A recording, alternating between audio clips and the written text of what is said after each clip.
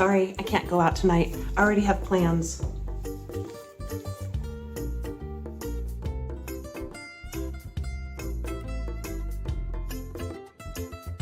Joy Lab. Hello everyone, I'm Tanya Lehman, the Speaking Confidence Coach. I help introverts communicate with confidence without changing your introvert nature so you can thrive in leadership, relationships, and at work. In part 1 of this video series, we talked about 4 subtle ways introverts stretch themselves to appear more extroverted, and today we're continuing with the final 4. And these come directly from Avery White's insights on how introverts strategically navigate a world that rewards extroversion, that rewards visibility. Let's dive in. The 5th subtle behavior that doesn't mean we're fake, that means we're trying way too hard, is you're selectively social in very specific ways. Now, this one is fascinating. You might see someone who thrives at work happy hours, but never shows up to a casual weekend gathering. Or someone who's great at structured networking events, but quietly avoids spontaneous group hangouts. That's not inconsistency, that's strategy. Many introverts learn exactly what environments they can manage and which ones drain them completely. I have a group of friends, and we get together once every 3 months to celebrate birthdays. One of my friends stopped participating, and she was almost ashamed to tell me why. She gets uncomfortable sitting around a table chatting. She can spend hours with a group of people on a work project, but sitting around just to talk drives her crazy. My job as a friend is to release her from the group activity without making her feel like she's a weirdo or accuse her of not liking us. Structured environments with a clear purpose, manageable. Surprise dinner party with no agenda and lots of small talk, completely different energy demand. Research from Susan Cain's work on introverts highlights this idea beautifully. Introverts often develop sophisticated strategies to show up where necessary while protecting their energy elsewhere. The key isn't avoidance, it's selectivity, and that's not antisocial. They're intentional about where their limited social energy goes. The 6th subtle behavior that doesn't mean we're fake, that means we're trying way too hard, is you need advance notice for social plans. Hey, want to go to a dinner party tonight? No, I'm already busy. Okay, but here's the honest truth. I may not really be busy. I just wasn't mentally prepared. When someone is forcing extroversion, introverts need time to gear up, time to know who will be there, what the setting is, how long it would last. In fact, I need an end time on an invitation. Tell me it's from 6 to 9 p.m. Don't tell me it starts at 6. I need to know when I can go home so I can pace myself.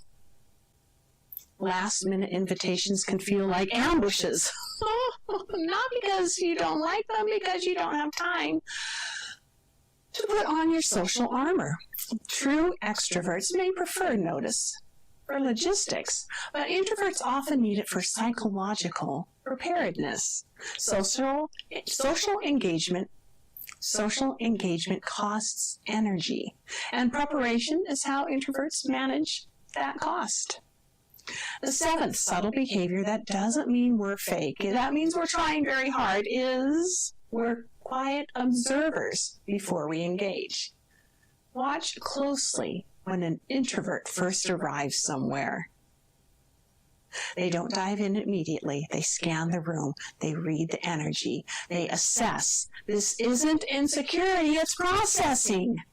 Psychologist Marty Olson-Laney explains that introverts process information more deeply and need more time to formulate responses. When you're stepping into more and more extroverted role, that processing becomes even more important. You're asking yourself, what's the tone here?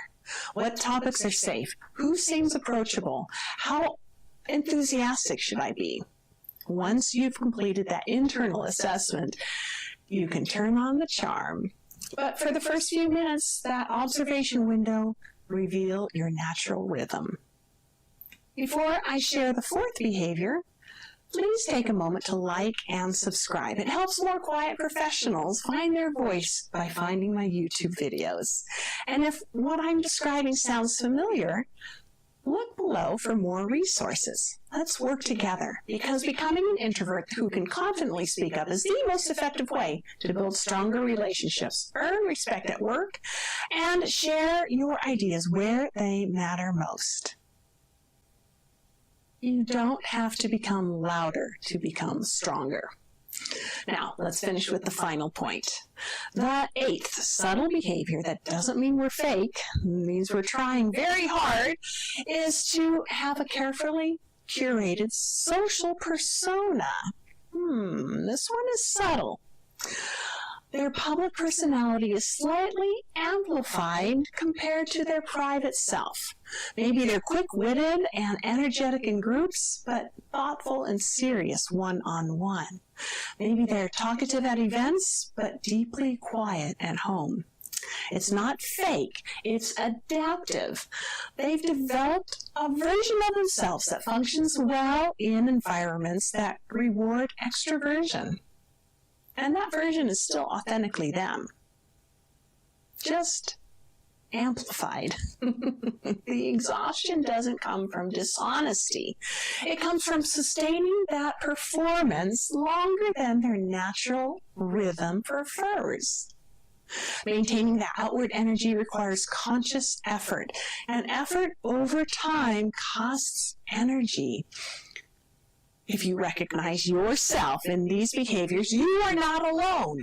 Many introverts learned early that extroversion was praised, so we adapted.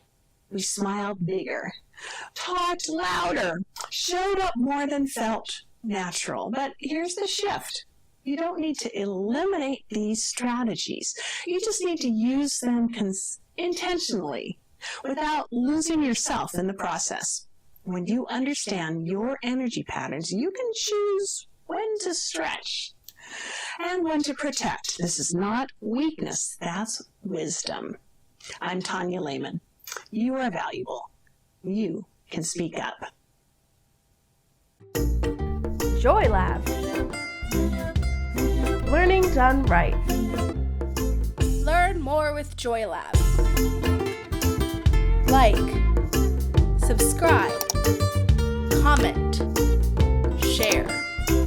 Visit us at www.joylab.biz. Thank you.